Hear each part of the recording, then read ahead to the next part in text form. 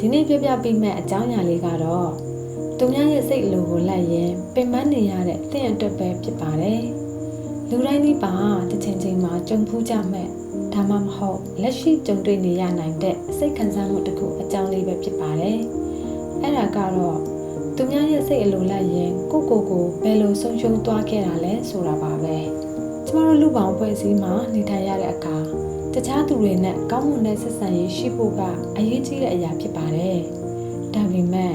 အဲ့ဒီကောင်းမွန်တဲ့ဆက်ဆံရေးဆိုတဲ့စကားလုံးရဲ့နှောက်ကွယ်မှာကိုယ့်ရဲ့ဆန္ဒတွေကိုယ့်ရဲ့ခံစားချက်တွေကိုယ့်ရဲ့တန်ဖိုးထားမှုတွေကိုဖုံးကွယ်ပြီးလူတိုင်းရဲ့စိတ်ကြည်နူးမှုကိုလိုက်ပြီးရှာဖွေနေရတဲ့ဘဝတစ်ခုရှိနေနိုင်ပါတယ်မနက်ခင်းအိယာကနှိုးတာနဲ့ဒီနေ့ဘယ်သူကိုဘယ်လိုကူညီရမလဲဘယ်သူရဲ့မျှော်လင့်ချက်တွေကိုဖြည့်ဆည်းပေးရမလဲလို့ပဲတွေးနေရပြီလားကိုယ့်အတွက်အချိန်မရှိဘူးကိုတကယ်တမ်းလုပ်ချင်တာတွေကိုလုပ်ဖို့ခွင့်အားမရှိတော့ဘူးလို့ခံစားနေရလားအမြဲတမ်းပင်ပန်းနှွမ်းနယ်နေပြီးဘာကြောင့်လဲဆိုတာကိုမသိဘူးပဲဖြစ်နေပါလားကျမကိုယ်တိုင်လည်းဒီလိုအခြေအနေမျိုးနဲ့ကြုံဖူးပါတယ်လူတိုင်းရဲ့သူကအရန်သဘောကောင်းတာပဲဆိုတဲ့စကားတစ်ခုကိုကြားရဖို့အတွက်ကိုယ့်ရဲ့ပင်ကိုယ်စိတ်ကိုဖုံးကွယ်ရင်ကိုတကယ်မလုပ်ချင်တဲ့ကိစ္စတွေကိုကောင်းညင်ရင်ရှင်သန်ခဲ့ဖူးပါတယ်အဲ့ဒီချိန်တုန်းကကိုယ့်ရဲ့စွမ်းအားတွေကိုယ့်ရဲ့ပျော်ရွှင်မှုတွေအကုန်လုံးဆုံးရှုံးသွားခဲ့ရပါတယ်ဒါပေမဲ့ဒီနေ့မှာတော့တင့်ရဲ့စွမ်းအားတွေကိုဘယ်လိုပြန်လည်ရယူမလဲသူများရဲ့စိတ်တဘောထားအတိုင်းလိုက်မလုပ်တော့ပဲကိုယ့်အတွက်ဘယ်လိုရှင်သန်ရမလဲဆိုတဲ့လက်တွေ့ကျတဲ့နည်းလမ်းချက်ခုကိုပြောပြပေးသွားပါမယ်ဒီနည်းလမ်းတွေကသင်ဘဝရဲ့ထိန်းချုပ်မှုကိုပြန်လည်ရယူပြီးပုံမပျော်ရွှင်တဲ့ပုံမအတိတ်ပဲရှိတဲ့ဘဝတစ်ခုကိုတည်ဆောက်နိုင်ဖို့ကူညီပေးပါလိမ့်မယ်သင်ရဲ့စွမ်းအားတွေကိုပြန်လည်ရယူဖို့အသင့်ဖြစ်ပြီလားနံပါတ်1ဘာကြောင့်သူများရဲ့စိတ်တဘောအတိုင်းလိုက်လုပ်နေမိရလဲဆိုတာကိုနားလည်ပါပထမဆုံးအနေနဲ့ဘာကြောင့်သူများရဲ့စိတ်တဘောထားအတိုင်းလိုက်လုပ်ပြီးအလိုလိုက်နေမိရလဲဆိုတာကိုကိုရိုးသားစွာပြန်မေးကြည့်ရပါမယ်ဒီအဆင့်ကပြောင်းလဲမှုအတွက်အရေးကြီးဆုံးသောအခြေခံအုတ်မြစ်တစ်ခုပါပဲအများစုကတော့ဒီလိုအကြောင်းပြချက်တွေကြောင့်ဖြစ်တတ်ကြပါတယ်နံပါတ်1ပြစ်ပယ်ခံရမှာကြောက်ရွံ့ခြင်းငါသူတို့စိတ်တိုင်းကြလိုက်မလုပ်ပေးရင်သူတို့ငါ့ကိုမုန်းသွားမလားငါ့ကိုပြစ်ပယ်သွားမလားဆိုတဲ့စိုးရိမ်စိတ်မျိုးပေါ့ဒါကအထီးချက်မှာကြောက်တဲ့အလူတဘာဝတစ်ခုပါပဲနံပါတ်2ချစ်ခင်မှုနဲ့အတိအမှတ်ပြုမှုရယူလို့ခြင်းလူအများရဲ့ချီးမွမ်းခြင်းအတိအမှတ်ပြုခြင်းကိုရယူခြင်းတဲ့စိတ်ကိုတန်ဖိုးရှိရလို့ခံစားရဖို့အတွက်တခြားသူတွေရဲ့ထောက်ခံမှုကိုလိုအပ်နေရမျိုးပေါ့နံပါတ်3ပဏိပခကိုရှောင်ရှားလို့ခြင်းငင်းခုန်ရမှာစကားများရမှာကိုမကြိုက်ဘူးဒါကြောင့်ကိုတကယ်မကြိုက်ပေမဲ့ဟုတ်ကဲ့လို့ပြောလိုက်ပြီးပြဿနာတွေကိုရှောင်လွှဲသွားတတ်တာမျိုးနံပါတ်4ကိုတန်ဖိုးမထားခြင်းငါရဲ့ဆန္ဒတွေကအရေးမကြီးပါဘူးငါရဲ့အချိန်ကတခြားသူတွေရဲ့အချိန်လောက်တန်ဖိုးမရှိပါဘူးလို့ကိုနှိမ်ချတွေးမိရမျိုးကျမကိုယ်တိုင်လည်းအရင်တုန်းကပြစ်ပယ်ခံရမှာကိုအရန်ကြောက်ခဲ့ဖူးပါတယ်တကယ်ချင်းတွေကအပြင်သွားဖို့ခေါ်ရင်ကိုတကယ်မသွားချင်ရင်တောင်မှမလိုက်ရင်တကယ်ချင်းတွေကကိုစိတ်ကောက်သွားမလားနောက်ဆုံးမခေါ်ပဲနေတော့မလားဆိုပြီးအမြဲတမ်းလိုက်သွားတတ်ခဲ့ပါတယ်အဲ့ဒီလိုလိုက်ရင်နဲ့ကိုတကယ်လှုပ်ချင်တဲ့အလုပ်တွေဝါသနာတွေပြည့်ကုန်တယ်ပြီးတော့ပိုပြီးပင်ပန်းနှံ့နယ်လာတယ်ဒီအကြောင်းရင်းတွေကိုနားလည်လိုက်တဲ့အခါသင်ဟာကိုပိုပြီးသဘောပေါက်လာပါလိမ့်မယ်ဒါတွေဟာသင်တယောက်တည်းကြုံတွေ့နေရတာမဟုတ်ဘူးဆိုတာကိုလည်းသိလာပါလိမ့်မယ်ဒီအချက်ကိုရှင်းရှင်းလင်းလင်းမြင်ပြီးဆိုရင်တော့ရှေ့ဆက်ဖို့အတွက်အားရင်တွေပိုရှိလာပါလိမ့်မယ်နံပါတ်2ကိုယ့်ရဲ့ကန့်သတ်ချက်တွေကိုသတ်မှတ်ပါသင်ရဲ့စွမ်းအားတွေကိုပြန်လည်ရယူဖို့အတွက်ဒုတိယအဆင့်ကတော့ကိုယ့်ရဲ့ကန့်သတ်ချက်တွေကိုရှင်းရှင်းလင်းလင်းသတ်မှတ်ဖို့ပါပဲ boundary လို့ခေါ်တဲ့ဒီကန့်သတ်ချက်တွေကသင်ကိုတင်ကောက်ွယ်ပေးမဲ့အတိုင်းလွှားတစ်ခုလိုပါပဲကန့်သတ်ချက်တွေဆိုတာဘယ်အရာတွေကိုသင်လုပ်ပေးနိုင်လဲဘယ်အရာတွေကိုတော့သင်လက်မခံနိုင်ဘူးလဲဆိုတာကိုရောတခြားသူတွေကိုပါရှင်းရှင်းလင်းလင်းပြောပြတာပါဒါဟာတကူကောင်းဆန္ဒမဟုတ်ပါဘူးဒါဟာကိုလေးစားတမိုးထားခြင်းပဲဖြစ်တယ်ဥပမာအနေနဲ့ပြောရမယ်ဆိုရင်တော့အချိန်ကန့်သတ်ချက်ဒီနေ့တော့ည8 နာရီနောက်ပိုင်းကဖုန်းမကြည့်တော့ဒီ project ကိုလုပ်ဖို့မိနစ်30ပဲအချိန်ပေးနိုင်တယ်စိတ်ခံစားမှုဆိုင်ရာကန့်သတ်ချက်ကျမစိတ်ခံစားချက်တွေကိုမလေးစားတဲ့စကားလုံးမျိုးတွေကိုကျမလက်မခံနိုင်ဘူး တယောက်ယောက်ကအမြဲတမ်းအစိုးမြင်စကားတွေပဲပြောနေရင်ကျမအဝေးကိုခဏထွက်သွားမယ်ငွေကြေးကန်တက်ချက်တငယ်ချင်းတွေနဲ့အပြင်သွားတိုင်းငွေကုန်ကြေးကြများနေရင်ဒီလာတော့ငါအတွက်ဘတ်ဂျက်ချထားလို့အများကြီးမသုံးနိုင်ဘူးနော်လို့ဖွင့်ပြောပါဒီကန်တက်ချက်တွေကိုဘယ်လိုသတ်မှတ်မလဲနံပါတ်1ကိုမီးပါငါဘယ်အရာတွေနဲ့ပင်ပန်းနေလဲဘယ်အရာတွေကိုတော့လုံးဝမလုပ်ချင်ဘူးလဲနံပါတ်2ရှင်းရှင်းလင်းလင်းပြောပါကျမမအားသေးလို့ကျမဒါကိုတော့မလုပ်ပေးနိုင်သေးဘူးနော်နံပါတ်3ခိုင်မာစွာရပ်တည်ပါတစုံတစ်ယောက်ကသင်ရဲ့ကန့်သတ်ချက်တွေကိုလေးစားမှုမရှိဘဲကြော်ပြတ်ဖို့စ조사ရင်တောင်မှစိတ်မဆိုးပဲငြင်းငြင်းသက်သက်နဲ့ခိုင်မာစွာရပ်တည်ပါကျမနားလည်ပါတယ်ဒါပေမဲ့ကျမပြောခဲ့တဲ့အတိုင်းပါပဲလို့ပြန်ပြောပါကျမအရင်တုန်းကအလုပ်မှာတကယ်ချင်းတစ်ယောက်ကအမြဲတမ်းသူ့အလုပ်ကိုပါလာပြီးကူလုပ်ခိုင်းတတ်တယ်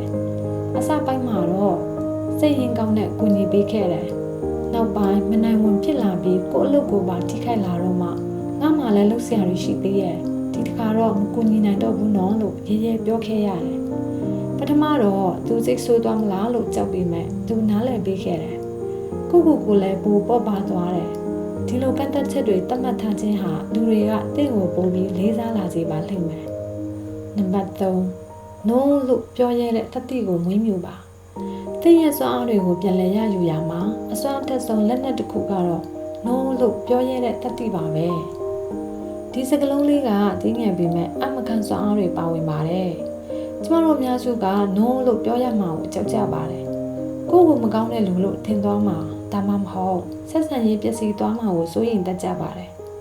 ဒါပေမဲ့ကိုတကယ်မလုပ်ချင်တဲ့အရာကို yes လို့ပြောလိုက်ခြင်းအပြင်လည်းကိုယ့်ရဲ့အချိန်ကိုကိုယ့်ရဲ့ခွန်အားကိုကိုယ့်ရဲ့ပျော်ရွှင်မှုကိုလွတ်ယူခံလိုက်ရတာနဲ့အတူတူပါပဲ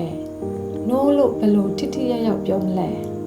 နံပါတ်1ရှင်းရှင်းလင်းလင်းနဲ့ယူသားပါဝိလဲကြောင်ပါမပြောပါနဲ့ကျမဒါကိုမလုပ်ပေးနိုင်ပါဘူးလို့ရှင်းရှင်းလင်းလင်းပြောပါနံပါတ်2ရှင်းပြဖို့မလိုအပ်ပါဘူးဘာဖြစ်လို့လဲဆိုပြီးအရှိကြီးရှင်းပြဖို့မလိုအပ်ပါဘူးဒီအချိန်မှာတော့အဆင်မပြေသေးလို့ပါလို့ပြောရုံနဲ့လုံလောက်ပါတယ်နံပါတ်3ရွေးချယ်စရာပေးနိုင်ရင်ပေးပါတကယ်လို့သင်ကူညီပေးချင်ပေမဲ့အခုချက်ချင်းမလုပ်နိုင်ဘူးဆိုရင်ဒီအချိန်မှာတော့မအားသေးဘူးဒါပေမဲ့ညနေပိုင်းဒါမှမဟုတ်နောက်နေ့ဆိုရင်တော့ကူညီပေးနိုင်ပါတယ်လို့ပြောလို့ရပါတယ်နံပါတ်4 no လို့ပြောပြီးရနဲ့နောင်တမရပါနဲ့ no လို့ပြောပြီးသွားရင်အဆင်ပြေရလားမသိဘူးလို့ပြန်တွေးဖို့မနေပါနဲ့ကိုယ့်ရဲ့ဆုံးဖြတ်ချက်ကိုခိုင်မာစွာရပ်တည်ပါကျမရဲ့တငယ်ချင်းတစ်ယောက်ကအမြဲတမ်းလူတိုင်းကိုကူညီရင်အလုပ်တွေပြီးနေတတ်တယ်အလုပ်ပြီးသွားရင်တောင်တခြားသူတွေရဲ့ကိစ္စတွေကိုလိုက်လုပ်ပေးရင်အိမ်ကိုနောက်ကျမှပြန်ရောက်လာတယ်သူ့ရဲ့ကိုယ်ပိုင်ချိန်ဆိုတာမရှိတော့သူ့ကို no လို့ပြောရအောင်အားပေးခဲ့တယ်အစပိုင်းမှာတော့ခက်ခဲပေမဲ့အနောက်ပိုင်းမှာသူပိုပြီးအချိန်ရလာတယ်ကိုယ်ပိုင်ဘဝကိုပြန်တည်ဆောက်နိုင်လာတယ်no လို့ပြောခြင်းဟာတင့်ရဲ့စွမ်းအားတွေကိုပြန်လည်ရယူပြီးကိုယ့်ကိုယ်ဦးစားပေးတတ်ဖို့အတွက်ပထမဆုံးခြေလှမ်းပါပဲနံပါတ်4ကိုယ့်ကိုယ်ဦးစားပေးပါသူများရဲ့စိတ်အလိုလိုက်ရင်ကိုယ့်ကိုယ်ဆုံးရှုံးသွားတဲ့အခါအများအားဖြင့်ကိုယ့်ရဲ့လိုအပ်ချက်တွေဆန္ဒတွေကိုလစ်ညူရှုထားမိတတ်ကြပါတယ်တင့်ရဲ့စွမ်းအားတွေကိုပြန်လည်ရယူဖို့အတွက်စတုထအဆင့်ကတော့ကိုယ့်ကိုယ်ဦးစားပေးဖို့ပါပဲဒါဟာတကူကောင်းဆန္ဒမဟုတ်ပါဘူးကိုယ့်ကိုယ်ဂရုစိုက်ခြင်းဟာတခြားသူတွေကိုဂရုစိုက်နိုင်ဖို့အတွက်အခြေခံအုတ်မြစ်တစ်ခုပါလေယာဉ်ပေါ်မှာအောက်ဆီဂျင် mask ကိုကိုယ်တိုင်အရင်ဝတ်ပြီးမှတခြားသူတွေကိုကူညီရတာနဲ့အတူတူပါပဲသင်ကိုယ်တိုင်ခွန်အားမရှိရင်တခြားသူတွေကိုဘယ်လိုကူညီပေးနိုင်တော့မှာလဲကိုယ့်ကိုယ်ဘယ်လိုဦးစားပေးရမလဲနံပါတ်1 self care ကိုအလေးထားပါကိုယ့်ရဲ့ခန္ဓာနဲ့စိတ်ကိုဂရုစိုက်ပါလုံလောက်စွာအိပ်ပါကျန်းမာရေးနဲ့ညီညွတ်စွာစားပါလေ့ကျင့်ခန်းပုံမှန်လုပ်ပါစိတ်ဖိစီးမှုတွေလျှော့ချဖို့အတွက်တရားထိုင်တာစာအုပ်ဖတ်တာတခြင်းနားထောင်တာမျိုးလုပ်ပါနံပါတ်2ကိုယ့်ရဲ့ဝါသနာကိုပြန်ရှာပါအရင်တုန်းကတင်လှုပ်ချင်ခဲ့တဲ့ပျော်ရွှင်ခဲ့တဲ့အရာတွေကဘာတွေလဲပုံဆွဲတာစာရေးတာဂီတာတီးခတ်တာဒါမှမဟုတ်တောင်တက်တာမျိုးလားအဲ့ဒီအရာတွေအတွက်နေ့စဉ်အပတ်စဉ်အချိန်ပေးပါနံပါတ်3မိထိုင်းဖန်တီးပါ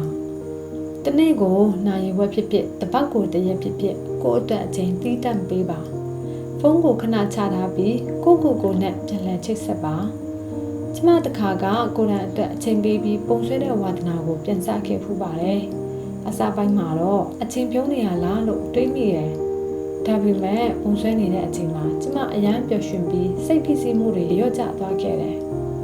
အဲ့ဒီပျော်ရွှင်မှုကတခြားအလုပ်တွေကိုပိုပြီးထိထိရောက်ရောက်လုပ်နိုင်အောင်ကူညီပေးခဲ့တယ်ကိုဦးစားပေးခြင်းဟာတင်းရဲ့စွမ်းအားတွေကိုပြန်လည်ဖြည့်တင်းပေးပြီးဘဝကိုပိုပြီးအထိပ္ပယ်ရှိလာစေမှာပါနံပါတ်5ကိုယုံကြည်မှုတိဆောက်ပါသူများရဲ့စိတ်အလိုလိုက်ပြီးနေရခြင်းရဲ့နောက်ွယ်မှာ